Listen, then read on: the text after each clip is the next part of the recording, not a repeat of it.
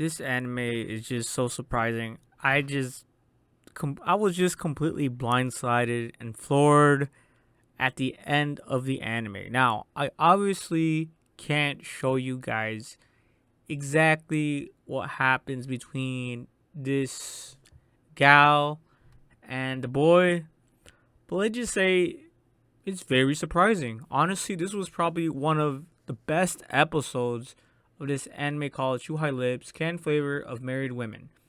Now, at first, I was thinking, oh, great, another NTR anime that I'm subjecting myself. Why do I do this to myself? Why do I allow myself to watch this type of anime? Obviously, here, it's about married women and they cheat on their guys. And every single time, it's like the situation is a little bit different. So here, her guy went on like a business trip for his business, just a business trip. They usually go by plane somewhere far away around Japan. It's like in the States, it's like state to state. Pretty normal. And this dude was chasing a raccoon and finds himself at this woman's house. But what's surprising is the ending, right? So while this does look very suspicious and like another H anime, or we all know where this is going kind of thing. This is an H anime. This is what you would expect, But the ending is what's surprising. And I don't even know if I want to tell you guys. Why should I tell you guys what happens at the end? What is surprising? Why? 99% of my viewers are not even subscribed. But you know what? I'm going to give it a little bit of time, all right? I'm going to give it a little bit of time, and then I'll let you guys know exactly what happens. So here, obviously, we know what happens. Boom. He gets a massage. Big fucking surprise. So he gets a massage.